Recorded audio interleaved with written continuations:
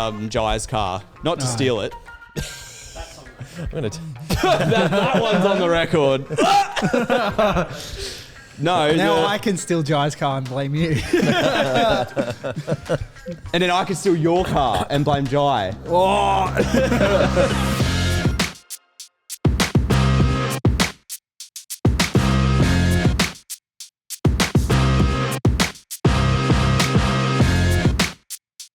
If the shoe fits, welcome back everyone to the Chip Lunch podcast, and it is, I need a better word, stupendous. Stupendous, wow. Oh, it's stupendous. I've said it before. I need Yeah. a different one. Monumental. Oh, wow. There it is. Welcome. Welcome. How are you? Good, how are you? Good, thanks, Braden. I didn't even introduce you, but welcome. Welcome. You said it was not cold enough for a beanie, but you're still wearing one. Yep. Okay, moving on. Moving right along. Moving right along to our guest. Yes. Do you want to introduce our guest? Sure. Welcome, Jamie. Hi. Everyone's like, who's this child? Who's this guy? Who's this guy? Welcome. Thank you. It's great to be here today. It's great to be. Did you match your socks with your jumper today? Yes. Nice. Very intentional. A beige match. A beige match. Yes. Very Just good. realised that. Yeah. No, Anyway. very good. Oh, sorry. I just always comment on people's clothes just as an introduction, and people often think I'm being aggressive. And let me assure you, I am. Not really. Yeah. Okay. Nice beige outfit. Thanks, man. No, you're welcome. All right. Opening question. Welcome, Jamie. It's good to have you on here. Thank you. How do you like to have your hot chips, Jamie? Jamie, I love you. Just doing some Arnie Schwarzenegger there. You know what I hate? Oh, Okay. The chicken salt just on the top. Oh. Yeah. Like Well, it's they just like shake it on top. Not it's like mixed a in. fresh It's snow. not mixed in, and Fresh so snow they just on the top. Yeah, dude. And then you get under it. Like you think, oh, this is great because like I love chicken salt. Like load the Yes. chicken salt, all of it, Yeah.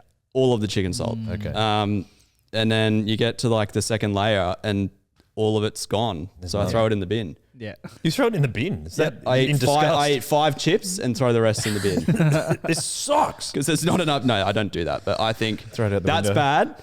But I like loaded with chicken salt, and I like them a bit crispy. I really like a crisp outside with a very soft inside. I'm a bit of a chip connoisseur. That's how I actually. describe Braden. Yeah. Crispy on the outside, but very soft in the middle. Oh, thank you. Oh. Fluffy? You like it more fluffy than soft? Fluffy than Yeah. soft. Yeah. That sounds like a pillow. So crispy on the outside, Yeah. soft and fluffy in the middle. Particular type of chip that you prefer? Like in length, size? We're getting into the weeds here. Yeah, we Chip- really chip are. weeds. You know, I used to Don't laugh, Luke. You're Thick- making me laugh. thick cut chips. Thick cut chips, not French fries. Not French fries. Yeah. Okay. So like, what are the really good ones? KFC. KFC Ooh. chips. That size Yeah. thick. That sort of size. I do also really like the salt on KFC chips, but yeah, too thick, not too long, Yeah. Yeah. Just right. just right. Very good. Well, that's your chip. Oh, any sauce? Tomato sauce, Oh, I agree. always. Oh, what are you, barbecue? Look, if I'm gonna have sauce barbecue, I don't know. I find Ew. tomato sauce is, but I wouldn't Who have sauce on chooses chips. barbecue sauce? This loser. for anything. Wow. Oh, for ribs. For ribs. Oh, ribs. That's a different. different type of sauce. Yeah, though. I just find that, I don't know, like, I feel like you're just increasing the chances of things getting soggy, like chips specifically, if you're going to douse them. But I don't think you douse them. Do you dip or douse? Dip. Yeah. Always dip. I guess in my head, I think K&M, all roads lead back to K&M. But like if you got sauce on that, they would put it on beforehand. Yep. Yeah. The roads back to K&M are paved with chips. Do you have a local chip shop? Oh, Any shout out? No? No, I'm not trying to- anymore. Yeah. I used to. yeah. Which one? You said not anymore. What did you used I used to always go to South Hurstville Chicken Shop when Ooh. I lived out there. Yeah. Oh, why? Tell us why though. Oh, fantastic! The guy Bill. Bill. I remember him. He's Yeah. a good guy. Yeah. He remembered my name, remembers what I like. We always went there as a group of Nice. friends. That's cool. It was really wholesome. After church, it was great. Oh, chips after church. Chips after church. That's C similar. after C. CAC. That's how my brain works, baby. What's that called again? I can't even think what that's called. When you the letters stand It's like for when stuff. you just blurt random things. No, A rabbit hole? yeah, no, not No, a rabbit hole. I don't know what you're asking. Acronym. That's what I was trying Oh, to an think acronym. of. Do you Yes. acronym everything? I love acronyming everything. It is funny. It's a very Acronym- Christian trait. Is it? 3-letter acronyms. Oh, yeah, okay, For everything. VCT, very Yeah. Christian trait. Oh, let's see. I like Go. that. No, that's very good. Yeah. That's That's a VG. sticker. VG, very good. It has to be 3 though, doesn't it? Yeah. It can't be 2. 2 isn't. I don't not- think so. You're not yeah. putting in enough effort with 2. No, that's right. Mm. Like, figure out a third word. Yeah. No, that's right. NTR. Is that literally what you're doing all the time? It's just Yeah, like, so there's no space for anything else in there. so you have all to just shorten it. It's all just acronyms. You've got to shorten it to fit those letters in my head. Yeah. It's just like that's how you get every word. Yeah. Every word that comes into your brain gets shortened into an acronym, and that's how you it's This like is how I perceive the world. it's In like acronyms. it's like a computer language. It just like shortens it all, so it looks like binary. Like, that's but not a letters. tall green tree. That's a TGT.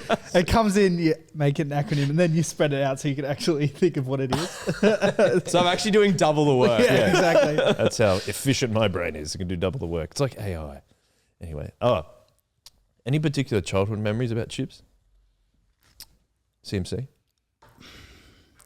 There were a few times when we went to England and we had fish and chips. Was there vinegar involved? There was like traditional like English fish and chips in Hartlepool. It was great. Hartlepool. It was awesome. That's by in the by the north, water. That's near Newcastle, isn't it? Yep. There you go. Yeah. Very cold by the water. Seagulls. You know, the whole thing. Yeah, okay. So Yeah, it's cool. that's a wholesome chip memory. Wasn't so fond of the fish, but you know, the chips were good. Okay. You've got a few WCMs. Awesome chip memories. How long were you putting that together? Or has it become rapid food now as well? I'm going to acronymize the title of this podcast. Acronymize. Is that the Acronymise. word? No, I've is made it now. up. It is now. That's awesome. But like it could be like this huge long title for the podcast, but it's all as an acronym. It's like JMCFPC. Oh, that would be so iconic. Yeah, that'd be pretty cool. We might actually do that. I'll give you Brayden 10 just bucks. yawned. That's how Yeah. boring. That's how bored he is. Like, cool. Wow. Enough of the word stuff. I hate letters. Is that right? That's a strong stance. I hate letters. Yeah. It is a strong stance because I don't like reading. I don't like reading. enough. Don't like talking. Talking. Oh, talking. It's going to be a hard job for you, bro. I'm saying that's you, not me. You're busy yawning because we're too busy acronymizing. Keep doing it. Have fun. Acronymizing. Yeah. Jamie, how did you become a Christian? Yes. How did I become a Christian? Interesting question. I would say I always have been. It's going to be the cliche, I grew up in a Christian family story. That's okay. That's what we have this podcast for everyone. Oh, fantastic. Mum was a children's pastor. I grew up in the Baptist church and so was always going to church from when I was a little tot. And yeah, so she was a children's pastor. Dad helped out with Sunday school every week. So, you know, always been exposed to church, always been around church, always known the story and known, always known what Jesus has done for me, I guess. But in terms of taking my faith seriously, that didn't really happen, I would say, until I was in early high school. So sort of year 7-ish, I had quite an influential teacher in early high school, which was pretty awesome and helped steer me down the path that I'm on now. So you growing up in that Hurstville area, like you said, that's where you like I was born in Mount Annan, near Narellan / Camden, that sort of area. So far away because there was like lots of land and stuff out there at the time, and my parents could afford a place or land, and we built a house. Yep. And then they built another house like after 2 years later after my brother was born, and then we stayed there. And then Mum got asked to be the children's pastor at Blake Coast Baps. And so we moved for her to do that. Oh, okay. So dad had the same job the whole time, but we moved so that mum could be closer to, because we would obviously have to go to that church as well, and driving half an hour or 40 minutes plus just to go to church and back sort of thing. And then she was having to work there anyway, so they decided to move. Was that because had she worked in churches before, or this is her first time of working in? No. She was looking after kids at Mount Annan Baptist, or Narellan Baptist, sorry, as well. Okay, so you're going to that church first. Yeah. Then your mum. She's always done that. She was a teacher before, like a school teacher. Yep. And then she got into ministry. So as long as I've been alive, she's been in ministry. Right. Okay. So cool. yeah. So your first experience at church is at Mount Annan, or no, sorry, Narellan. Narellan Baptist. Yeah. Yep. Okay. Right. Which was in a school. So we used the hall of Narellan High, I think. Can't remember. It's a long time ago now. That area. That area. I don't think the church exists anymore. It was. I think it was a plant of another church. I don't really know the details of it, but yes, we went there. It was in a school. Sunday school was in the library. Yeah, it was pretty wholesome. Yeah. Pretty cute. Ooh, Small little. That's where my passion for drums started. Oh. Because the guy, like, obviously it was a set up and pack down church. Yeah. And so they would set up the drums every morning. We would come in, do church, and then afterwards there was like this, people would like hang around and mingle and stuff. And I would always want to run up and like have a go on the drums before he packed them away. Yeah. And then I got involved trying to help him pack away. Like, I mean, I was like 5 or something. Like I was an eager little kid. And, you know, got chatting, and then, I mean, the rest is history really, but it all started. I don't know the guy. I can't remember the guy's name to be honest, but, which is a bit sad, but, that's where it all started. Yeah. Right. Seeing him play at church every week. That was cool. awesome. So how old were you then? Like you're saying that you're 5 there. How old were you when you moved? I was in year 2. Okay. So sad. Sorry, I moved for year 2. Right. Okay. But I was young for my year, so I think I was 6. Oh, okay. Because I was 4 in kindergarten. Yep. 5 in year 1. Yeah. Okay. So 6 was when we moved to Connors Point. Connors Point, right. Okay. And then I went to Connors Point Public while we were waiting for another house that we rented. We rented it to be delivered. We rented a house in Connors Point and then moved to where we actually wanted to live, which was in South Hurstville. And we've moved a lot of times. Like there could be a whole podcast just on moving my moves. Really? Like I think like 10 times maybe. Like since I was born. Yeah, right. So my family like moving. We're like what do you call them? Nomads? Traveling. We're travelers. Yeah. Yes. But anyway. It's funny you bring that up. Is that something you didn't want to do when you're that age? You like got a bit over moving? Moving. Interesting question. I actually have never really called a place home. Like, Okay. do you get what I mean? It's growing up. A lot of people would always say, like people who have lived in the same house from childhood, would say they've got like a connection or an attachment to their house, like so many memories, all this sort of stuff.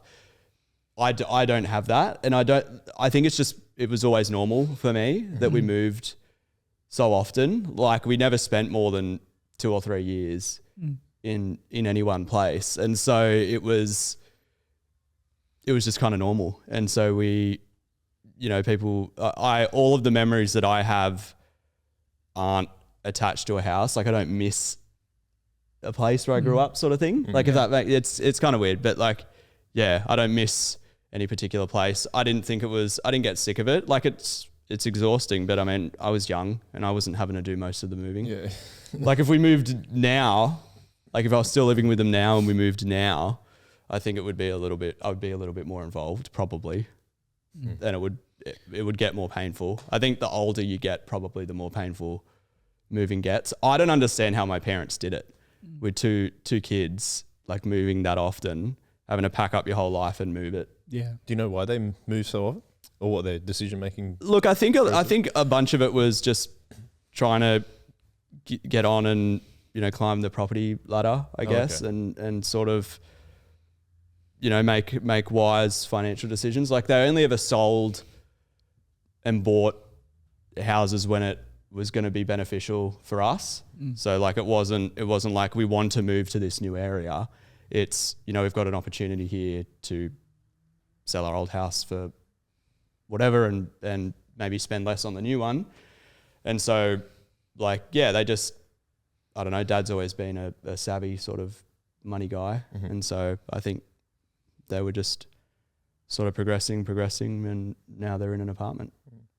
Which success, I guess. But does that mean you only had to change school once though?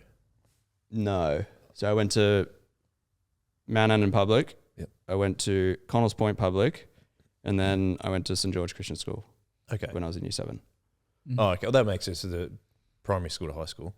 Yes. Sorry, that is normal. No, yeah. that's all right. So I've only moved schools once. Yeah. Okay. Because I was just thinking if you had to move house and move school, that could be a bit more impactful than. Yeah, and it was. I think it was tricky when we moved somewhere, and it was out of zone. Like how there's I don't know how it works, like a catchment area or whatever they call it. Yeah. And so we had to like get permission for that and whatever else because we were like just outside of it or something. So like there was that, but then like St George, because St George was a private school, you could come from anywhere. And so it didn't matter how far. It didn't matter that I lived in Peakhurst and this was in Allawa. Like it was fine. So yeah.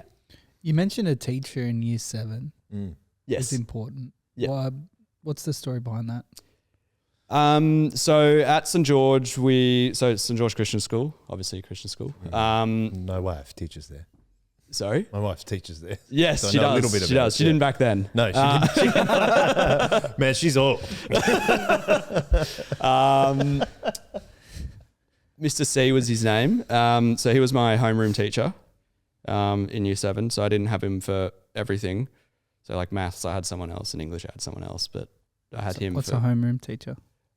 A homeroom teacher. People at public schools don't know what a homeroom teacher is really. I don't really know how to describe it in relation to what normal high school's like, because I don't know what that, like, it's just like this, it's kind of like your teacher parent, I guess. Okay. It's like a mentor. Like a year advisor. Through school. Year advisor. Well, like kind of like a year advisor, but we called it, because it was called middle school at St George. They have a middle Year school. Year 6 to 8 was middle school. Oh, okay. So I'm like, are we in America? What is this? And then, so he was my homeroom teacher. And so he did like stuff like history and some CPR, Christian Principles and Relationships. There's another. Back on the acronyms, baby. You're just like resuscitating people. CPR, yeah. Christian Principles and Relationships. Mm-hmm. Yeah. Which was a subject which actually had marks and grades and stuff. Right. Which is interesting. But anyway, he was also the like we had chapel once a week. And he was like in charge of that. So he would often preach and do a lot. So he was very into the whole, like all the, I don't know, Christian activities at school. Like, although it's a Christian school, like not all teachers get super involved in the churchy side of it or the evangelical side of it. Whereas he was like very, very into it. And so, a lot of, and I was picked on quite a bit in Year 7, and it was a hard transition coming from public school or primary school into high school. And he was just really incredibly supportive and really just constantly reinforced what the Bible means and what it teaches. And it was like a friend, like a good role model and a mentor for me to sort of latch on to while I was going through some tricky tricky things. Do you want to tell us about the tricky things? Oh, I was just a dork. Like I was just like I was just this like skinny blonde haired like loser. Like I wasn't very social. Like I've always had sort of social anxiety and struggled to like, which you're hearing that now going, are you sure? Like you're always so loud and vocal and stuff. But I really did struggle with it when I was younger, and I never really had any sort of solid friendships early on. And I think obviously moving from Mount Annan to Connells Point, that was a severed friendship. And then leaving Connells Point to go to a high school that no one else bar 3 people in my year went to. Yeah. Like another severed friendship point. And so I was coming in to year 7 very fresh, but I was this scrawny little blonde kid. I was very easy to pick on. I was a teacher's pet. I always wanted to like help out and stuff. Like I was just a nice guy, and I just sort of floated around. I didn't have any single friends group. Like I was a bit of a floater. And so I was just an easy target, to be honest. And also like as you know, I have ADHD, and it was not back with the acronyms again. It was that was 4. We've upgraded, boys. It wasn't diagnosed then. Okay. And so it was like I was often making loud outbursts and silly comments in class and like attention seeking and all that sort of stuff, like trying to fit in. Yeah. But not 100% sure how. Where I couldn't. I didn't know how to, and I really struggled with that, and it made me look a lot worse because I was trying to be like, hey guys, look at me, I can, like I'm funny, I'm cool, whatever, and it did not go the way that did not play well. It did not play well. Yes. So yeah. So in regards to that, how did Mr. C help you with that? And because you said that he really helped you through those times. Yeah, I think he was just I think the consistency of his faith was a big demonstration to me. Like I wouldn't say we often sat down and had like one-to-ones or anything like that where he would be like, okay, tell me what's going on. He was just obviously very observant of what was going on. He shared with me that he was just like me when he went through school. And so there was that sort of relationship built on similar trials. And then just seeing how rock solid he was in his faith, how he interacted with people and how he interacted with the people that were bullying me as well, I think taught me a lot about the concept of humility and grace and forgiveness and that sort of stuff. Because like even as a teacher, he got picked on as well. But it was mainly that when he was younger, when he was my age, he got picked on. And, you know, if he's been through that and he's gotten to this point where he can be so rock solid in his faith that he's able to sort of brush all that stuff off and still love the people that are being mean to you. Right. It was definitely a lot more just me observing his actions and sort of wanting to be like that. Like he was definitely a massive role model. So yeah, we didn't sit down and have D&Ms all the time, but yeah, he was just a really outstanding Christian, like just a really solid guy. So yeah. That's cool. And so then how did it impact your faith? Like you said, that was a big turning point for you being a Christian. Big turning point. Yeah. I think that's when, I wouldn't say I was a PK, but I was a ministry kid, I guess. So very like growing up very involved in the church. But it just sort of became the status quo. It was just a thing that I did, and I never really made that emotional or spiritual connection to it. It was just like, okay, my mum does this and this is just what we do. Whereas I actually finally in high school, through seeing how Mr. C acted and the things that he would, sorry about that. I hit the mic. I don't think anyone would have known. The things that he would preach and how he would encourage us and pray with us in homeroom and stuff really sort of spurred me to take my faith seriously for myself and not just inherit my parents' faith and fall under that banner. Yep. It's like, well, I'm a Christian because my parents are Christians. You know, it really made it my own decision. And yeah, I think, that was a pivotal turning point. I wouldn't say I was 100% there yet. You're never 100% there. It was still very, very, very early days. But this exact same teacher, years later, when I was in year 10, I got to go, and 11, I got to go to Vanuatu with him on mission as well. Yeah, cool. Which was like a nice little coming full circle. Yeah. And you know, after a lot of progress. So, yeah. It almost sounds like it was really helpful for you to see someone that had to struggle with the same things, but you're also at the same point, like maybe even feeling the need to take on the faith for yourself rather than. Absolutely. That's why it just kind of coalesced together. Yeah. Oh, that's pretty cool. Yeah. And again, it's like how God always works through all these different things that we don't see until later. Yeah. What changed for you then, do you think? If, like you said, you weren't 100% there or whatever, do you think, is there any kind of thing that you noticed or decisions you made differently? Interesting question. Early on, probably not. I think something that I always struggled with when I was younger was acting what I believe.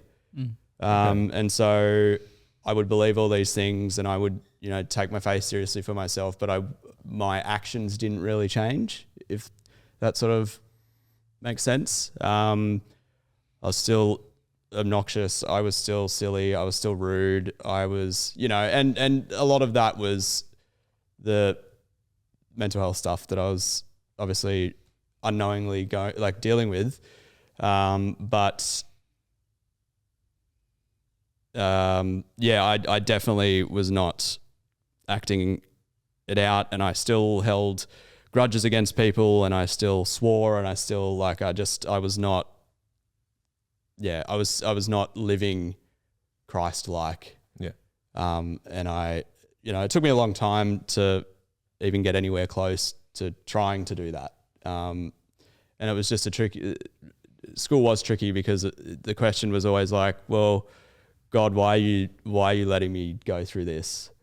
Like, why, you know, I believe in you now and it's faith for myself, but why are these people still bullying me? Like, why am I still being picked on? Why do I still have no friends? You know, and there was a lot of blame to God as well. It's like, well, why would you do this to me, sort of thing?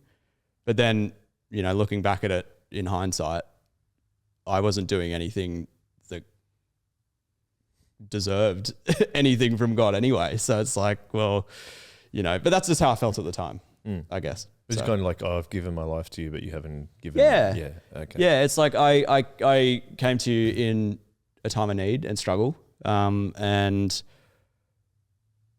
where's the help, I guess. It was kind of my attitude. But then I wasn't willing to make sacrifices. And I mean, I'm in year 7 at this point. I'm not a bad kid. I'm not hanging out with the wrong crowd and doing silly things, you know, to that extent. So like I was still quite young, but as I got older and went through high school, it, you know, as you obviously get older and whatever else, the attitude definitely got worse. What's it called when you become a teenager? Puberty. I was late to that party. I had a very high voice in year 7. That would not have helped with No, it didn't. Absolutely. You know what? I got the same thing. It did not help. Yeah. So, but as I grew up through high school, it became harder to resist the urge to sort of do things to try and fit in with people. Yeah, right. Again, nothing like bad, but it's just, you know, you might. But it ramps up, and you might swear more. You might like your social interactions with people change. You might say stuff you parents. I want to go out and hang out with people. Like respect for people went down the toilet. Like it was that kind of stuff that you know got worse as I got older, not better. And tell me if I'm wrong, but it feels like you feel a bit of regret about that. Is that 100%? or not? Yeah, 100%. Yeah, it's but I mean, it's easy. It's easy again. It's easy in hindsight. Yeah. To look back and be like, damn, that was stupid. And you wish you could change it, but you can't. But I think that everything that I have gone through has been pivotal in shaping me. I don't regret. I don't wish anything didn't happen to me through my life. I think it's been I think they're things that God has put me through intentionally to help shape and mold me into the person that He wants me to be. So that's the perspective that I have when I look back at this sort of stuff now. Well, so in that respect, like you're saying,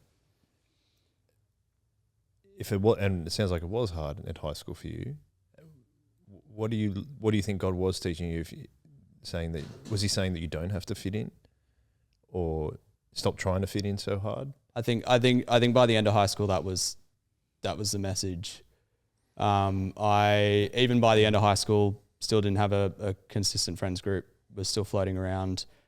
Obviously, I felt more comfortable because I'd been there for multiple years at this point with the same group of people, but nothing really changed in terms of my relationships with them. And I think by the end of high school, I had gotten comfortable with the state of affairs, how things were, I guess. Like I was always hanging out at the IT office because I was just interested in what they were doing, and they liked having me around, and we talked about stuff. And so like they were people that I actually wanted to hang out with, as opposed to like people in my year. And so it was.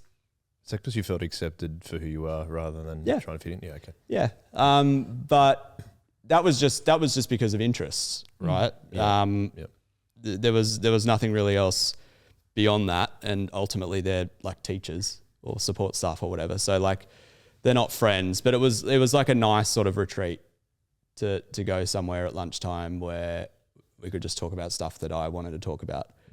And they sort of seemed to like having me around and all that sort of stuff. So, but I think, definitely the messaging by the end of high school was you don't have to fit in. And as I have progressed, into adulthood and beyond, beyond adulthood. Sorry. To old age. Yes. Elderliness. I've really taken that as sort of the way that it's kind of like the way that I operate. Like I don't fit a mold, but I don't have to. I think I can make an identity that is ultimately what God wants me to be, but it doesn't have to be what everyone else wants it to be. Which is, it was like you had to make that shift. Right? I had to make that shift because I spent so much time in high school trying to squeeze myself into this mold that I didn't fit in. And it just consistently failed every single time. And you wonder why, and God's answer was, well, you don't have to. You're pushing yourself into this thing that I don't want you in there. I didn't make you to be these other people. I didn't make you to be exactly like them. I made you to be you. So stop trying to change yourself. Like high school was just me trying to change myself. Well, and can I just dig into why do you think that was the case for you? Like, why do you think you had to fit in so much, or why were you trying so hard? I think just because I was lonely and left out. And, I saw all these other people having fun with each other and, hanging out at each other's houses. And you're like, I want that for sure. Doing all that sort of stuff. And I was like, oh man, I want that. I didn't know why I wanted it, but I just felt like I I wanted it. And obviously I was very loud and outgoing and silly and immature, which are all words that still follow me around. Like a dark cloud. Like a dark cloud. Raining on my parade. Where was I? Sorry, that's my bad. You're gonna have to remind me. You said me. immature. Sorry, immature. You're talking about being yes, immature. yeah, I was really immature, and so like I was already predisposed to not fitting in, I guess, and so I was already at a worse. I don't know if disadvantage is the right word, but I was already a lot further behind in social development than everyone else was at school. And so I felt like I was having to do even more to catch up to try and get there. Yeah. Okay. And it's that hard kind of dichotomy where you're trying really hard. And it's like, oh, Jeremy's a tryhard. Like, you know what Exactly. I mean? Exactly. Yeah. And so you're just trying, Yeah. instead of like retreating, you're like trying to push forward, but then it looks so excessive yeah, exactly. from the outside. And I could tell that it was exhausting. Right. Yeah. Because I'm trying to bridge this gap that is so much bigger than the gap that everyone else seemed to have to bridge. So it was, it was 100% exhausting. But yeah, absolutely. People would look at that and be like, and that just added to the bullying. It was like, this guy's a tryhard. This guy just wants to hang out with teachers. Like, tryhard is a real, like, if you get branded with tryhard. Yeah. oh, you're That's done. cool. Yeah. You're done. It's tough, yeah. Yeah. Look at this tryhard. But it wasn't like the try hard in terms of like academic achievement or anything. Yeah. It was like, this guy's just trying so hard to have friends. How funny is that? Yeah. Like it was the social try hard. Yeah. Which is like the worst kind of try hard. Like I'd much rather be a math try hard or something. But That's such a funny word too. Try hard. You just merge two words together and then that. Unfortunately, it doesn't fit a 3-letter acronym though, so I'm not going to be able to support that. Yeah. TH, you can't have that. DHTM, try hard too much. Oh, Ooh. Not bad, huh? not bad. That's why we do this podcast. That's when you dip the glasses. I just realized all three of us are wearing glasses. Oh, is dude. this the first podcast where there's been 3 people with glasses? No. When you got me, Stu and Tim doing the shock absorber, we're all wearing glasses. Stu? Yeah. Yeah. Does Stu wear glasses? Yeah. When? All the time. I'm like, Does he? For at least the last 10 years. Like all the time, like not just for reading or whatever. Yeah. Shows how much attention I've been paying. Yeah, stop trying so hard to put the glasses into everything. Yeah, I went from trying so hard in school to just not trying at all to notice anything about anyone, clearly. Wow. So you Sorry, Stu. talking about acronyms, you mentioned ADHD and then you weren't Yes. diagnosed and stuff. If someone doesn't have it, tell me, Are you sure? am I sure? Yeah. Oh, I'm just asking. If I don't have, you think I have it? No. You're pretty normal. One of the best things anyone's ever said about me. You're pretty normal. Yeah. And then, like, as you walk away, try hard. Yeah, tell us. Like, I know it's a big part of your life in terms of you have it, and you said that you weren't diagnosed with it in Year 7, and that probably contributed to the things you're talking about. So, go ahead and enlighten us, please. So, if you look at any of my report cards from school, at all, bar none, all of them will usually say something along the lines of, Jamie is a really bright student, but is always distracted or is always, making silly or inappropriate comments in class or always wandering around or like, so I had this habit of just getting up and walking out of the classroom. Oh, really? Yeah. Mostly during music because the teacher didn't care. Like she was nice and she understood that I was different. But I would just get up and walk around or have to go for a run or anything. And this is like Chloe, when she was told to run around the chapel a few times. No, but literally, like if I was being too silly in class, like it would be, Jamie, go run down the end of the playground and back. So like all through school, concentration was a huge problem. So you're on the hyperactive, because there's different. You're ends, really isn't there? asking that. Yeah. Yes, I'm on the hyperactive side. I'm helping other people, not you. See, you're already shaming me for not knowing enough about ADHD. Yeah, give me the glasses. That's the tip of the glasses. That's the tip of the glasses. Glasses on the tip of the nose. Glasses on the tip of the nose. Yes, I think. yes. I really like your glasses. Thank you, old boy. Have we seen this? I'm seeing it. No, actually, I'm not actually. No, Nothing like visual gags and an audio podcast. hey, check it out on YouTube if you want to see it. Yeah, Plug, watch plug, it on plug. YouTube, Do it guys. twice. Like and subscribe. I'm a visual. Listen to audio, then look at our Ring that beautiful bell. faces. Like and subscribe. Freaking smash the bell. Smash the bell. Smash the bell. Smash the bell. Sorry, Don't need to apologise. that's my concentration right there. Mate. Yeah, okay. Yeah. So Because there's two main versions. there are of it, two. right? There are ADD, so attention deficit disorder, and attention deficit hyperactivity disorder. Mm-hmm. And the latter is usually the one that is picked up quicker Okay. than the former, Yes. because the behavior traits are so wildly obvious to anyone in the room that it's like, okay, maybe we should get that kid checked. Whereas the other one, it's a lot easier to fly under the radar. The problem was my brother also has a personality very similar to mine in terms of he's got ADHD among other things, but his behavior was a lot worse in school. And so he got picked up. And so he's basically our entire school journey, he was the one like getting diagnosed with stuff and getting medicated and all of that sort of thing. And so I kind of flew under the radar, but not because I wasn't hyperactive, but just because the attention had shifted and was so heavily on him. Yep. And so went through all of school, did my HSC, got a shocking ATAR. It wasn't an asterisk, but it was pretty bad because I just didn't try it. But I couldn't sit down and focus. I couldn't, if I got home and Dad tried to like do maths with me and stuff, I just couldn't do it. And it's not like I wanted to go and do something else. I just couldn't sit in one spot and do things.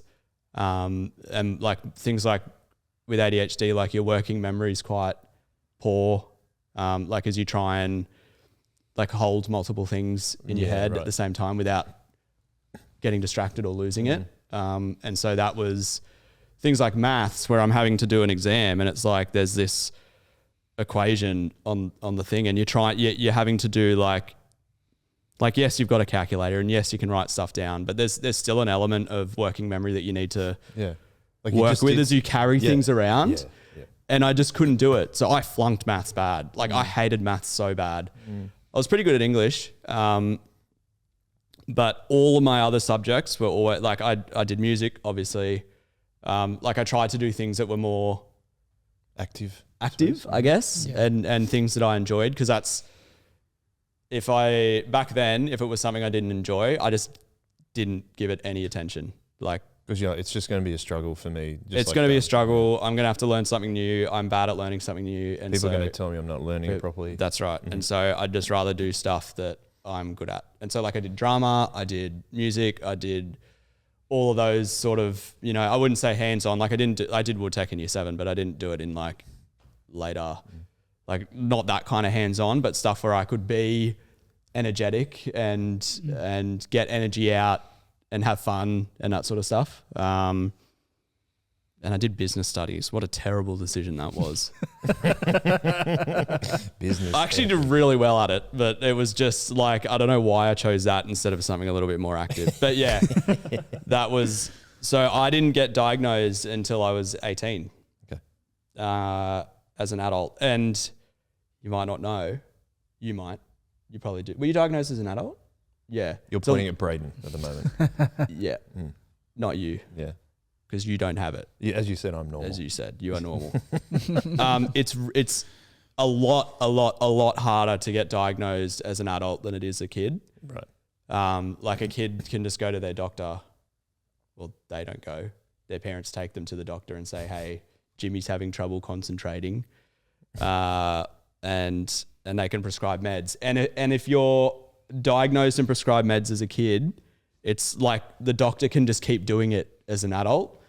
Whereas if you get diagnosed as an adult, you got to go to a psychiatrist. You've got to do this test, like this psychological, I don't know what it's called, but it's like this test that goes over a few hours to like prove that you have it basically. And you can't sort of fake it. Which doesn't work great. For some, exactly what you're saying. Yeah, I failed the test, but that means That's a sign. That's good. You passed. I passed. I failed, but I passed. But that was, if we're talking about pivotal turning points in my life, that was one of them. The diagnosis and subsequent medication for the ADHD was one of the biggest shifts in my life in a positive way. The medication thing is obviously controversial and people have different opinions about it, and that's okay. But for me, it was, as I explained it to my pastor at the time, I said, it's like I'm taking on information or understanding the world again for the first time. Or learning things I already knew again for the first time, but with so much more clarity. Does it help you with that working memory kind of thing? Okay. Yeah. And so like recently after my accident, I did another one of these tests for other reasons in relation to the brain stuff, but they compared it against the test that I had years ago. Oh yeah. And because of the impact the medication has made, like you could see such a stark difference in my performance between that test and the test I did a couple months ago. There was just a massive improvement. And so I was able to work like early on because after I didn't go to uni or anything, I went straight into work after school. And so for that first little period of time, because I was 17 when I started working, it was impossible to sit down. And I was like, there's no way I'm going to be able to have an office job. And I didn't know I was diagnosed at the time. Like I didn't know I had this at the time. It was still a mystery. And so I was like, man, like I don't know why, but this sitting down at a desk for 8 hours a day thing is not going to fly. Yeah. Is not going to work. And so like I was all over the place. And then I started taking medication and it just completely changed the ball game. And I was actually able to do stuff that I didn't want to do. I was able to learn new things. I was able to engage in things that I wasn't able to before. I was able to sit still, which is a huge thing. You can't exactly get up and walk around when you want if you're in a meeting for work or if you Yeah. like it's a different world to school. And I feel like school was a lot easier to sort of just, it was problematic, but it's fine. He's just like write it out kind of. Just write it out. He's just a kid, but like, and you. Everyone has to be there, whereas they're not paying you to. That's right. That's like, right. hey, we're paying this guy. Yeah, we're paying this guy. And so like the work game is so different. And I think had I not been diagnosed and treated for it, I think my career trajectory would have looked completely different if it was anything at all. I think I would have been hopping between different things, wanting to try different things, having periods without working because I wanted to go and fly planes or something whatever it was. I think like that was such a big thing for me. And it's why I've been happy. Like a lot of people, like my brother, for instance, didn't want to take the medication. He didn't like what it did. And so he was on it for a very short time and he doesn't take it anymore. Whereas I immediately saw the benefit. Yes, there are side effects, absolutely, like with any medication, and more so with this sort of medication, but the positives easily outweigh the negatives. And so it has really set me up. And I think, things like reading the Bible, I could never do because it would be like I never read as a kid, never read books. Like I'm an idiot. That's not true. But no, I wasn't well read. All of like Chloe, for instance, would have like bookshelves and bookshelves of books. Like people's houses. Like if I went to friends' houses, like everyone read. Everyone read. Not everyone, but the majority. It sounds like you wanted to, and you couldn't. I wanted to, and I couldn't. And I couldn't. If I tried to read, my head would get so caught up in trying to imagine what it looked like, and I got so fixated on that, and then I would just tangent off and create this little fun reality of my own, and the book just went away. And so like I never finished any books. I'd start reading, and I still do this now sometimes. Like I'll pick up a book or I'll go buy a book, and Chloe's like, "Are you actually going to read it?" I was like, yeah, I am.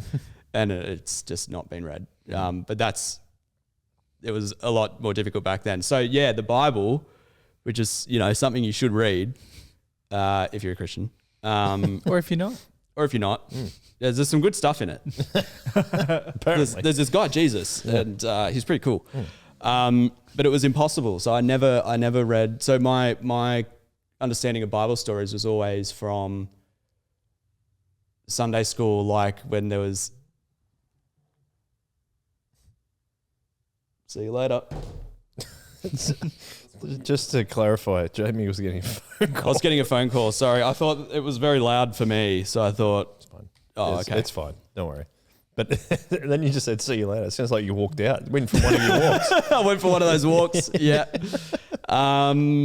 It was always learning Bible stories when there was like a video to watch, or a skit, or something a lot more interactive like that. Like I never read, or like memory verses and that sort of stuff where it's like, oh, this is like a game, or this is a challenge sort of thing. Yeah. I never actually sat down and read the Bible back then. And so that changed completely because I was actually able to sit down and comprehend and spend time in God's word. I think reading it is one thing, but I think there's a difference between just sitting down and reading it and the concept of spending time in it.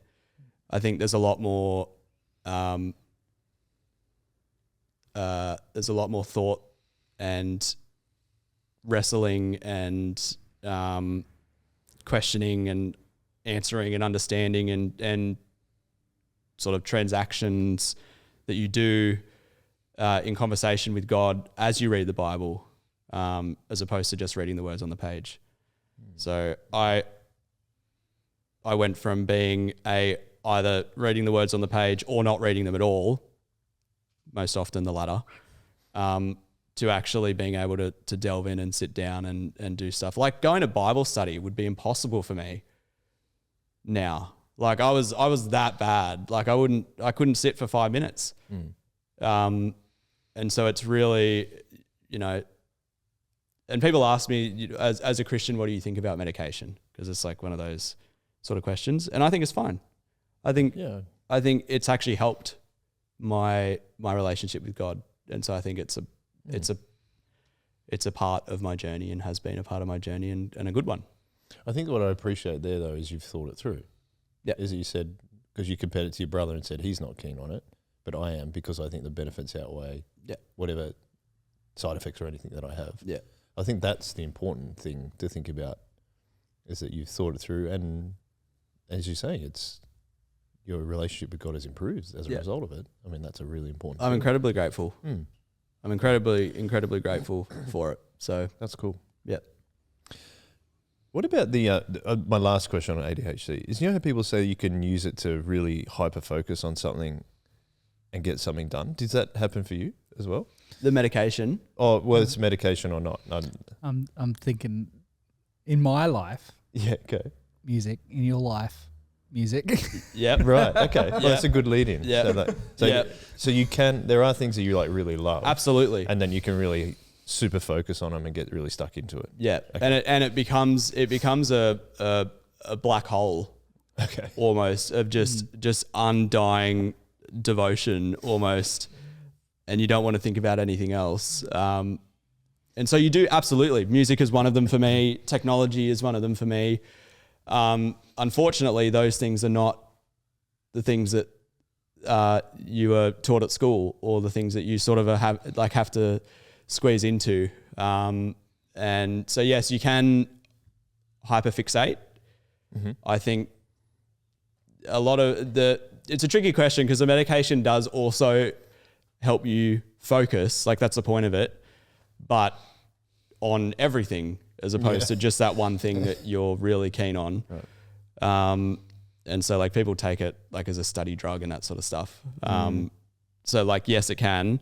And I think since taking the medication, my hyperfixation on those sorts of, on things like music has sort of leveled off with the ability to focus on other things. So I can take myself away from something that I really enjoy if there is something else that I need to do. Okay. So like if I need to do the dishes, or I need to like just mundane tasks that I just never, ever, ever dreamed of doing when I was a kid. I couldn't pull myself away from whether it was playing the drums at home or playing a computer game, because I was hyper fixated on those things.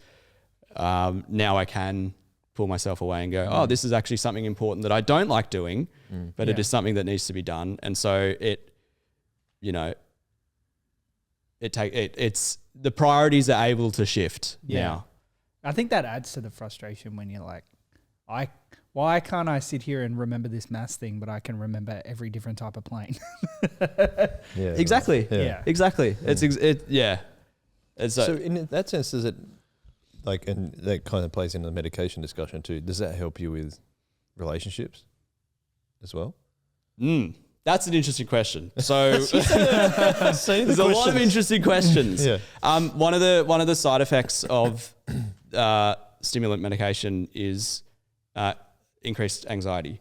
And so it's funny because I went through all this hardship with relationships at school, and now I'm taking something that makes me more socially anxious. Like, so it can, because as people described it when I first went on it, it mellowed me out a lot. So it slowed things down, and I wasn't as jumpy and, all that sort of stuff. But it makes social interaction a little bit more difficult. Okay. I think it helps with like I'm able to sit down and have a conversation with you right now, for instance. And so that level of being personable and conversive, and being able to hold a serious conversation for any amount of time has absolutely improved. But my ability to have fun and be silly and all that sort of stuff is reduced. And like me wanting to go out and do fun stuff. So like it's a game of trade-offs. Yeah. I think. And I don't know if it's the same for Braden. It's different for everyone. But for me, it made my ability to maintain solid friendships much better. Oh, that's good. Because instead of me just being the guy that made silly comments and then he's off running across the playground. So I couldn't really have deep relationships. Now I'm able to do that and make meaningful connections with people and have serious conversations, whereas I never used to ever say anything serious. And, even like you can tell when I'm not on my medication now, like at church and stuff, if I haven't taken it, because I sort of go back to that sort of fun self. And so that's why I think, it's good to not take it sometimes as well. Okay. Because I feel like my personality really comes out when I don't. So take it when you need to focus and do life. Well, just as a counterpoint, I remember you and I had a really long discussion at some point. Where you said, I remember that one point. Yeah. I don't know what point you're talking about. No. You're about to tell me. Yeah, I am. You said that you don't take your medication at that time, but we sat down and had a really long discussion at church, after church, for a while. So it's still in you as well. Still, yeah. That's It still hangs around. Like you can tell when I haven't taken it for like a day, for instance, because like usually when you don't take it, you're hyperactivity and attention deficitness gets exponentially worse compared to what the baseline was. Yeah. Because it's like your body's lacking this drug or whatever. I don't know how it works. I'm not a, whatever you call them, pharmacist or The right brain balance of some kind of yeah. And so like it's still, and I take long acting medication. And so it still sort of hangs around. But also I will say that medication isn't everything. Yep. And, but the medication has helped me to learn strategies like in addition to the medication that sort of help treat it without the medication. So it's like, it's a combination of both. So like my ability to do things without the medication has improved 100%. Because of the medication, I was able to sit down and focus and learn strategies that I needed to be able to concentrate and sit down and have long conversations with you. No, well, I really appreciate that conversation. It was really nice. This is where we cut the episode in half, and we'll stop now. But because wow, I didn't know that was coming. We just reached the point where you're 18. Is that right? Yeah. Okay. So the next episode, we're going to talk about how what happened after 18. The next 10 years? Are you 28 yet? No. 7 27. years old. Okay. 7. There you go. 27. So we're more than halfway there. But we'll be back very soon. With Jamie's part 2.